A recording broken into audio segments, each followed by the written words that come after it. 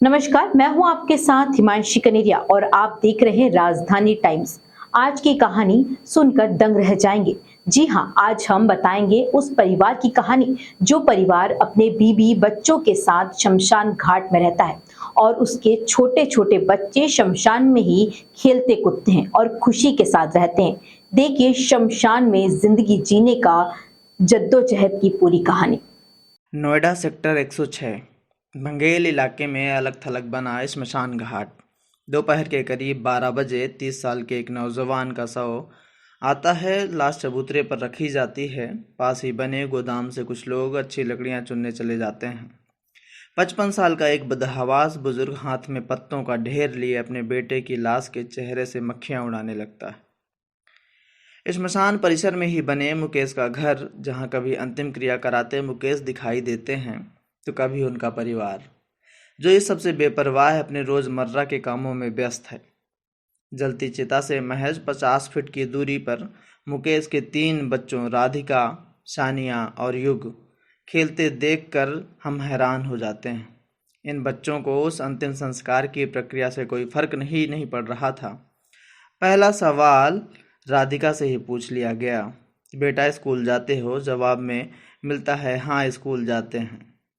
घर के अंदर से मुकेश की पत्नी ज्योति खाना पका रही हैं। कुकर की सीटी की आवाज़ बाहर के शोर शराबे को मंद कर रही है।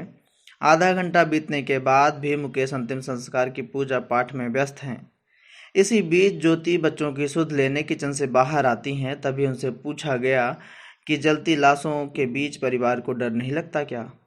चंद सेकंड खामोश रहकर ज्योति कहती हैं, यह सच है कि अंतिम संस्कार के अलावा ज़्यादातर लोग यहाँ आने से घबराते हैं, लेकिन हमारा तो बचपन यहीं गुजरा है।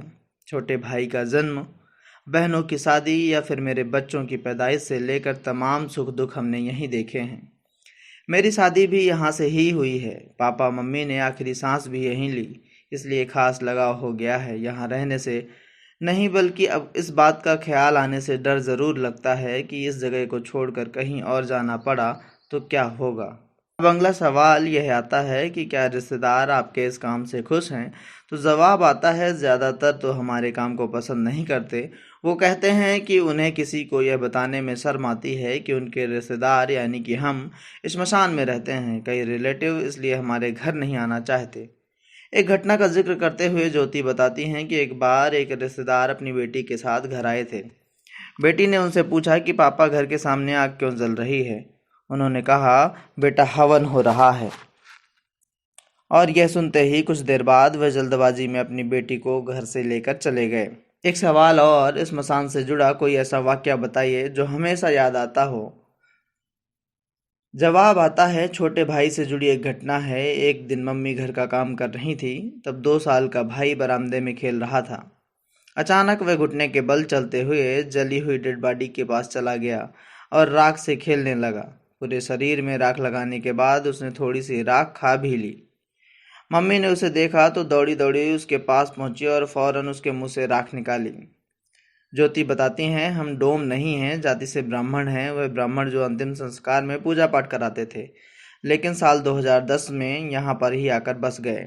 अब अंतिम संस्कार में मदद करते हैं। यहाँ आने वाली डेड बॉडी के क्रियाक्रम के बाद हम एक पर्ची बना कर देते हैं। इसके आधार पर ही सरकारी दफ्तर से डेथ सर्टिफिकेट बनता है। 1.5 घंटे बाद क्रियाक्रम खत्म होते ही मुकेश सीधे हमारे पास आए। कुछ देर पहले जो हमने सवाल उनकी पत्नी से किया था कि क्या श्मशान में रहने से डर नहीं लगता, वही सवाल जब हमने मुकेश से किया तो सवाल सुनते ही मुकेश ठहाका मारकर हंसे, जैसे कोई चुटकुला सुन लिया हो। मुकेश कहते हैं, डर कैसा, मेरा पूरा परिवार घर के अंदर सोता है, मैं यहाँ बरामदे में अकेला खाट बिछाकर सोता हूँ। हमारी रक्षा तो मसान बाबा यानी भगवान भोलेनाथ करते हैं, और जिसकी रक्षा भगवान भोलेनाथ करते हों उसे डर कैसा। ना मुझे और ना मेरे परिवार को कभी डर लगा और ना ही लगेगा। जिन चबूतरों पर लाशें जलती हैं, मेरे बच्चे उनके आसपास रोज खेलते हैं। सबसे छोटा बालक जो अभी सिर्फ 2 साल का है, कभी कभी तो खेलते खेलते क्रियाकर्म वाले स्थान तक पहुंच जाता है। डर उसके भी मन में नहीं है। स्मशान से घर आने के बाद लोग सबसे पहले नहाते हैं, क्या आप भी ऐसा करते हैं? इस सवाल के जवाब में मुकेश कहते हैं, हम तो सुबह उठकर नहाने और पूजा पाठ करने के बाद अपने काम की शुरुआत। स्मशान भी उतना ही पवित्र होता है जितना कोई मंदिर। सबके अपने अपने अलग अलग नियम हैं। इतने सालों से इस स्मशान में काम कर रहे हैं, क्या यहाँ कुछ अजीब लगता है? इस सवाल के जवाब में मुकेश बताते हैं, स्मशान में तो नहीं, लेकिन समाज को देखकर ज़रूर अजीब लगता है। खत्म होती रिश्तों की अहमियत को देखता हूँ तो अजीब लगता है। एक बार महंगी ऑडी कार से एक लड़का आया, उसके पिता की मौत हुई थी। अमीर घर का था, पिता को अग्नि देने के लिए दोस्त को साथ लाया था। कहने लगा उसे डर लगता है। मुझे आश्चर्य हुआ तो मैंने उससे पूछा, जिस कार में तुम आए हो उसे किसने खरीदा था? उसने कहा, पापा ने। मैंने कहा, फिर तो इस कार को भी अपने दोस्त से आग के हवाले करवा दो। तो ऐसी चीज़ें जब देखता हूँ तो दिल सहम जाता है। बाकी स्मशान में रहने से किसी तरह का डर नहीं लगता।